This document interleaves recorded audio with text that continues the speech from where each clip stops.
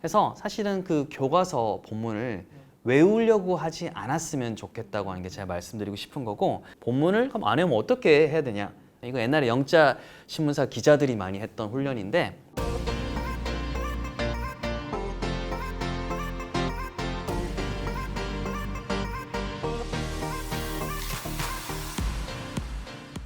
네, 안녕하세요. 저는 서울초등학교에서 근무하고 있는 따스 이윤주라고 하고요. EBS에서 한 14년 정도 공채해서 계속 이제 중학교, 고등학교 강의를 이제 주로 인터넷 강의로 많이 찍었던 영어 관련 종합 크리에이터다, 이렇게 생각하시면 될 것 같습니다. 네, 그러면 이제 중등 영어에서 꼭 실천했으면 하는 공부 방법 뭐 혹시 있다면 어떤 게 있을까요? 고3 때 친구가 초등학교 때, 혹시 중학교 때 그때 어떤 영어 실력이 그대로 머물러 있는 경우를 제가 한번 말씀드렸잖아요. 사실은 이제 거슬러 올라가면 대부분의 친구들이 중학교 때 나 그래도 쌤 영어 잘했는데 라고 말한 경우가 상당히 많더라고요. 그 말은 중학교 때 뭔가 크리티컬한 게 벌어졌다는 건데, 그거의 한 거의 80~90%는 내신이었고, 내신을 다시 파고 들어가 보니까 중학교는 거의 교과서 본문, 텍스트가 결정하거든요. 그거를 다 외웠던 거예요. 싹 다 외우고, 아까 이제 뭐 이렇게 대표님 하신 것처럼 몇 천재를 이렇게 푸는 형식, 꾸역꾸역 했던 거죠. 그래서 사실은 그 교과서 본문을 외우려고 하지 않았으면 좋겠다고 하는 게 제가 말씀드리고 싶은 거고, 본문을 그럼 안 외우면 어떻게 해야 되냐, 숙지를 할 수 있는 방법이 있는데, 이거는 제가 책에서도 설명을 해놨지만 짧게 설명을 드린다면, 이거 옛날에 영자 신문사 기자들이 많이 했던 훈련인데, 교과서 본문이 있잖아요. 양이 많지 않습니다. 그거를 보고 A4지에다가 문장이 8개가 있으면 번호를 매긴 다음에 1번을 문장을 보고 자기가 한글로, 그래서 영한 옮기는 거죠. 다음 문장도 영한, 그래서 쭉 옮겼어요. 교과서를 덮습니다. 그럼 이제 한글만 쭉 보이죠. 번호가 1번에서 8번까지 넘버링된 한글을 보고 다시 또 다른 A4지를 꺼내서 넘버링한 다음에 자기의 한글 해석을 보면서 영작을 하는 거예요. 이게 그러면 단순 영작이 아니라 내가 안다고 생각했는데 내가 영어를 한글로 옮길 때도 참 성의가 없었구나라는 걸 본인이 느끼게 되고, 키워드도 많이 빼먹는구나. 그래서 본인이 어떤 번역하는 것에 대해서도 좀 고민을 하게 되고, 거꾸로 그리고 다시 이제 한글을 영어로 옮길 때 내가 뭐가 부족한지를 또 느끼게 되는 거거든요. 그래서 이걸 통해서 단순 암기가 아니라 메타인지가 이루어지는 거죠. 내가 뭘 아는지 모르는지를 냉정히 알 수 있기 때문에 이 방법 추천드리고, 많은 아이들이 물어보면 이래요. 이거 어떤 거야 하게 되면 쌤 대충 알아요 라고 하지만, 이거를 아까처럼 풀어서 해체해서 이렇게 해보라고 그러면 여실히 드러나거든요, 구멍이. 그래서 본인이 항상 과대평가를 해요. 많은 학생들은 잘하고 있고 시험 때도 잘할 것이라고 생각하지만 현실은 그렇지 않다. 뭐가 구멍인지를 이 방법을 통해서 익히는 것이 제가 볼 때는 성적보다 더 중요한 거고, 이 방법을 통하면 오히려 성적도 또 잘 나올 수 있다라고 이렇게 말씀드리고 싶어요. 이 말씀하신 게 결국은 그 꺼내보는 거, 그리고 사실 구조화도 들어가 있는 거죠. 어떻게 보면 전체, 그러니까 예를 들면 제가 학생들 멘토링 해보면 본문을 진짜 다 외우는 애들 많이 외웁니다. 네. 근데 걔네들이 진짜로 외워내는 애들의 공통점 중에 하나가 이 페이지 안에 문장이 몇 개인지를 알아요. 그게 되게 중요한 어떤 원리인 것 같은데, 정말 말씀하신 방법들을 잘 적용한다면 뭐 굳이 그렇게 다 외우지 않고 막 몇 천제 풀지 않아도 충분히 좋은 성과를 낼 수 있을 것 같다. 네, 혹시 선생님께서는 뭐? 저는 이 방법을 수업 시간에 스피치 방식으로 사용을 합니다. 이게 초등 같은 경우는 이제 문장이 많으면 한 10문장, 뭐 12문장 뭐 이렇게 되는데, 그거를 이제 해석을 쓰라고 하셨는데, 저는 이제 제가 해석한 거를 이렇게 파워포인트를 띄워주고, 자, 이제 열심히 여러 번 읽었으니까 말을 한번 해보는 거예요. 리딩을 했으면 그대로. 그럼 아이들은 동시 통역하는 것처럼 그 문장을 영어로 스피치를 해야 돼요. 근데 이게 너무 좋은 게 뭐냐면, 이게 흐름대로 글을 문장을 바꿔보면 결국 이게 반복이 되면 자기가 어떤 한 주제에 대해서 짧은 스피치를 할 수 있게 되거든요. 저는 굉장히 좋은 방법 같아요. 그래서 중등이든 초등이든 혼자 공부할 수 있는 방법으로 추천드리고 싶습니다. 네, 그럼 이제 지금 제가 드릴 질문이 아마 많은 부모님들이 또 좀 궁금해 하실 만한 질문일 것 같은데, 두 분이 선생님이시니까 직접 학교에서 시험 출제를 하시잖아요. 그리고 또 중등에 가면 사실 이 영어 학습의 중요한 목표 중 하나가 시험을 잘 보는 것이기 때문에, 좀 선생님들께서는 어떤 식으로 시험을 출제를 하시는지, 뭐 선생님도 그렇고 주변 선생님들을 봤을 때 또 어떤 부분에서 변별력을 내고 싶어 하시는지, 그냥 시험 출제할 때 그 선생님의 머릿속이 좀 궁금해요. 그래서 그런 부분에 대해서 좀 얘기해 주시면 좋을 것 같은데요. 제가 볼 땐 킬링 파트 포인트인 거. 네, 그런 거 같은데 사실은 일단 선생님들은 기본적으로 너무 이제 뻔한 말일 것 같지만 제일 1층을 알려드리면 가르쳤던 거에서 일단은 낸다가 제1 원칙이에요. 그게 만약 가르쳤던 데에서 정말 1도 안 가르친 거를 갑자기 뜬금없이 킬러로 낸다라는 것은 너무나 큰 리스크고 교육 목적에도 맞지 않잖아요. 선생님 입장에서 리스크인 그렇죠. 거죠. 네. 리스크이기도 하고 실제 그렇게 내면 안 되는 거잖아요. 그래서 실제 가르친 거에서 다 내도록 한다라는 것이 제일 1원칙, 누구나 다 하는 1원칙이고 두 번째는 그 안에 이제 포인트를 살려야 되는 거잖아요. 포인트는 특히 이제 강조했던 거. 그러면 이제 한 학년에 들어가는 선생님이 2명이다, 3명이다, N명이 있을 거잖아요. 그러면 이제 A 선생님이 강조를 했는데 예를 들어서 B, C 선생님께서 거의 강조를 안 하거나 스킵했다. 그럼 내기 사실은 힘들죠. 그래서 동교과 쌤들이 모여서 협의회를 거쳐서 공통 분모를 출제하는 거거든요. 그래서 어떻게 한쪽에 편중된 거를 내기도 사실은 좀 힘들다. 그럼 거꾸로 말하면 아이들은 만약에 이제 동학년에 여러 명이 있고 친한 친구들이 흩어져 있는데 그 반의 영어 쌤이 다르다고 하면 노트 필기를 한 번쯤 공유해 볼 필요가 있죠. 이게 시험이라고 적힌 게 겹쳐요. 그러면 그건 어느 정도 확률이 있을 수도 있다는 거예요. 그래서 공동 출제를 하기 때문에 그 안에 좀 중요하다고 포인트를 줬던 거 요거를 좀 이제 살린다고 하면 아까 1층에서 2층. 그럼 세 번째가 결국은 좀 킬러인 것 같아요. 킬러는 어떻게 보면 이런 목적, 여러 가지 목적에서 생길 수밖에 없는데 킬러는 결국 전 두 가지인 것 같아요. 두 가지가 두 가지는 결국은 서술형하고 어법이에요. 서술형하고 어법. 그러니까 서술형 근데 재밌는 거는 어법은 말 그대로 이거죠. 지문 안에서 어법상 틀린 것을 찾으시오라는 선다형이 될 수도 있고 혹은 이제 어법상 잘못된 것을 찾아서 바르게 고치시오. 즉 객관식으로 할 수도 있고 서술형 형식으로도 낼 수 있잖아요. 그죠? 네. 그래서 어법은 사실은 어떻게 보면 서술형하고 같이 이게 이용될 수도 있기 때문에 제가 볼 때는 가장 경보주의. 지문이 있으면 적어도 3개에서 5개가 있는 지문이 출제될 확률이 아주 높아요. 영업 비밀인데 그래야 오지선다를 만들 수 있거든요. 그죠? 거기에 1개밖에 없다. 근데 너무 중요해. 그러면 그거는 서술형에 활용될 확률이 굉장히 높죠. 그래서 그런 식으로 꼭지가 한 지문에서 몇 개 나오는지를 보면 어법이든 서술형이 출제가 어떻게 되는지 확인할 수 있고 실제 나중에 시험이 치러졌는데 정말 이게 그렇게 됐어요. 그러면 그 선생님의 성향을 알 수 있기 때문에 시험 치기 전에도 아까처럼 그렇게 대비하는 게 좋지만 치고 난 후에 다시 트래킹하는 것도 굉장히 중요하다 이렇게 말씀드릴 수 있어요. 너무 노하우를 그만 있기 때문에 저희 조금 더 그래도 조금 더 이렇게 이 영업 비밀 더 이렇게 선생님으로부터 뽑아내기 위해서 질문을 하나 더 드려볼게요. 아 곤란한데. 지금 그 두 분 다 이제 선생님도 영어 전문가시니까 두 분 다 초등 자녀를 두고 계시잖아요. 그럼 이제 애들이 중학교 2학년이 되면 영어 시험 칠 거예요. 근데 엄마 아빠 나 영어 공부 어떻게 하면 시험 잘 볼 수 있을까요? 라고 물어본다면 5분 동안 어떤 거를 얘기해 주실 것 같으세요? 저 같으면 그 단원의 핵심 스트럭처가 있어요. 중학이든 고등이든. 근데 사실 고등은 크게 의미가 없는 게 고등은 교과서 외적인 지문을 훨씬 많이 내요. 변별력 관리가 안 되기 때문에. 근데 중학은 교과서에 있는 어떤 스트럭처 그 부분을 저는 끄집어내서 아이한테 문제를 만들려고 할 거예요. 핵심 문장이 있잖아요. 그럼 핵심 문장을 애들은 눈으로 감상하고 있거든요. 근데 그거는 아무 도움이 안 되고 그래서 아이한테 이 문장을 너가 단어로 이렇게 쪼갠 다음에 너가 섞어봐. 그리고 너가 출제를 해봐. 그리고 너가 풀어봐. 그럼 애가 풀면서 이제 뭐 온갖 그런 감정이 들겠죠. 거기서 많이 느끼게 됩니다.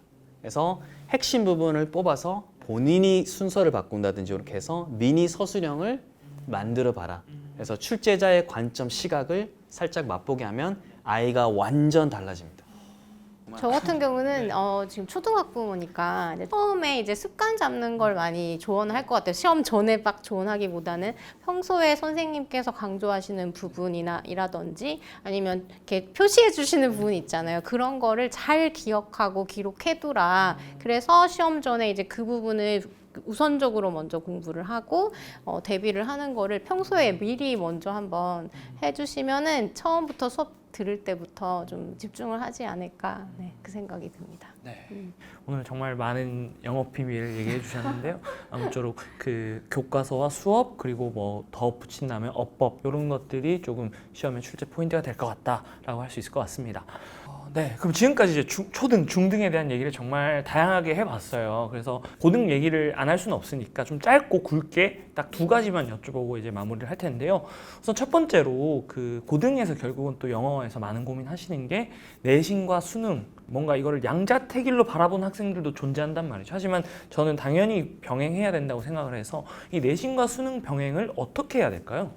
사실 제가 고등학교 3학년 담임을 할 때 7년 연속 했을 때가 있었어요. 참 많은 학생들이 1학년 때 내신을 한번 망치잖아요. 그러면 약간 그 이소부에 나오는 심포도처럼 나는 그냥 이제 수능 올인할 거야. 쌤 저는 오늘부터 정실화입니다. 미스터 정실화 불러주세요. 뭐 이런 경우가 상당히 많이 있거든요.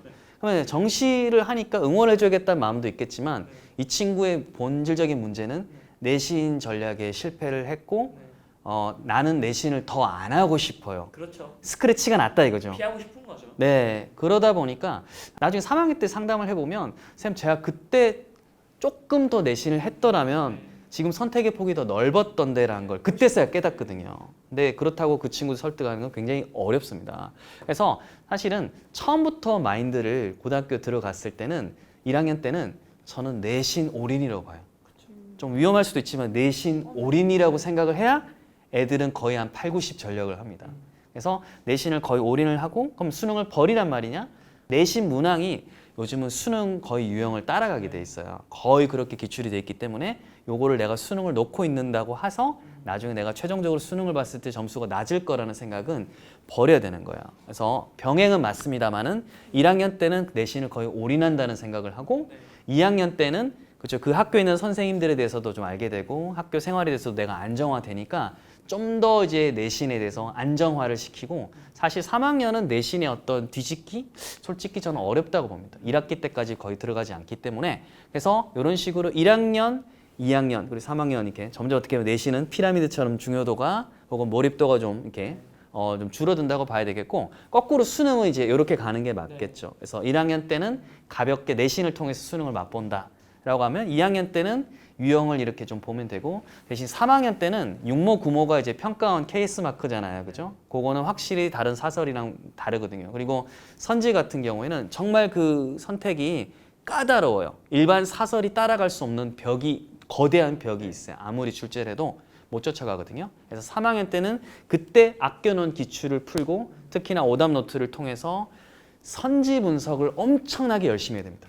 그래서 그런 식으로 내신하고 수능의 어떤 비중, 뭘 봐야 되는지를 설정을 하면 충분히 병행 잘할 수 있습니다. 저도 좀 말씀하신 거 정말 동의하는 게 결국은 당연히 내신과 수능이 뭐 아주 동떨어져 있는 것도 아니고 동시에 사실은 내신 공부를 할 때 굉장히 집중적으로 공부를 하기 때문에 그것이 결과적으로 수능을 치는데 중요한 핵심 역량이 된다고 생각을 하기 때문에 뭐 특히 이런 고민을 고1들이 많이 하기 때문에 내신 수능 병행 그럼 차라리 내신에 어떻게 보면 거의 전력 투구하는 것이 수능까지 어떻게 보면 대비를 할 수 있는 방법이다라고 할 수 있겠네요.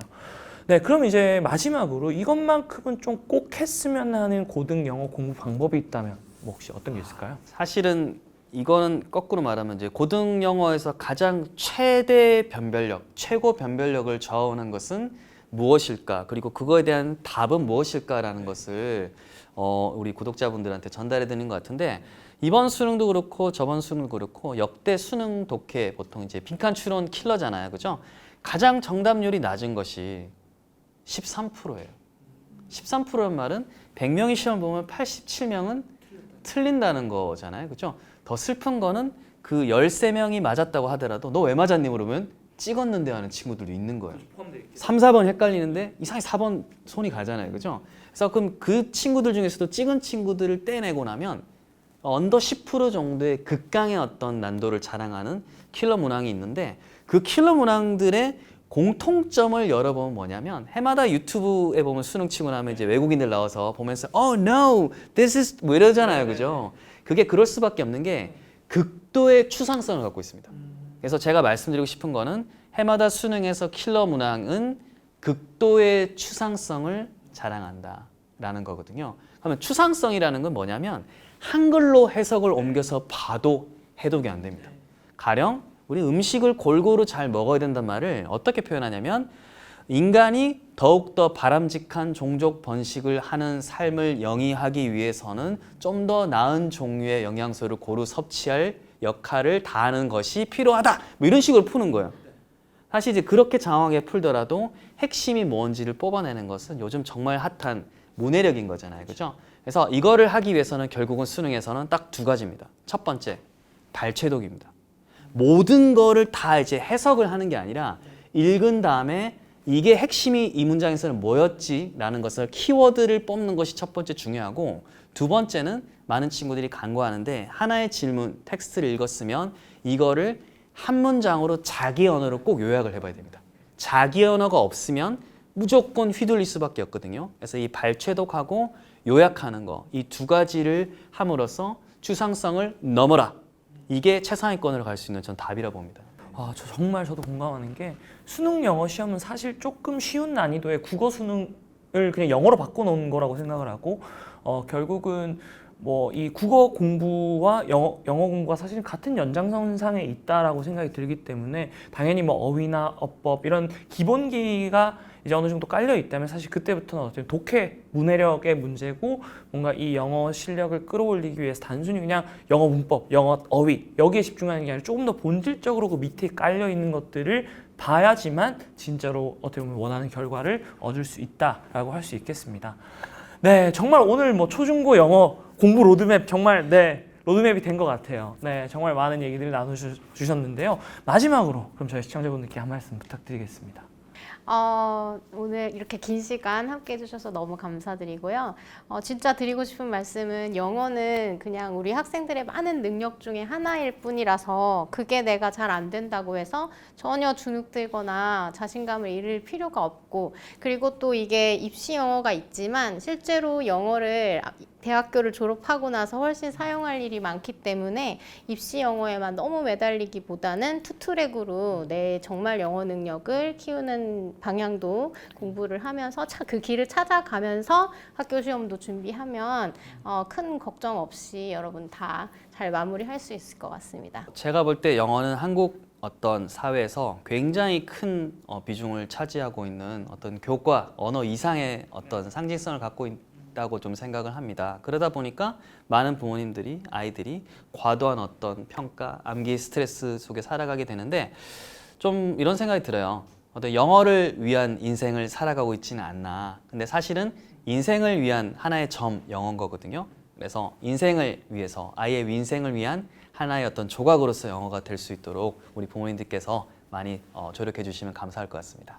네, 정말 맞는 말씀이고 영어를 위한 인생이 아니라 정말 그보다 더 중요한 본질들이 있으니까요. 물론 이제 영어도 중요하지만 아이의 미래를 위해서 우리가 제일 중요한 본질이 무엇인가부터 차곡차곡 고민하고 쌓아가는 교육이 필요할 것 같습니다. 그래서 오늘 초중고 영어 공부에 대한 얘기들 다양하게 나눠봤고요. 또 궁금하신 분들은 이 초중고 영어 공부 로드맵도 한번 읽어보시면서 우리 아이의 영어 공부 로드맵을 함께 그려보셔도 많은 도움이 될 것 같습니다.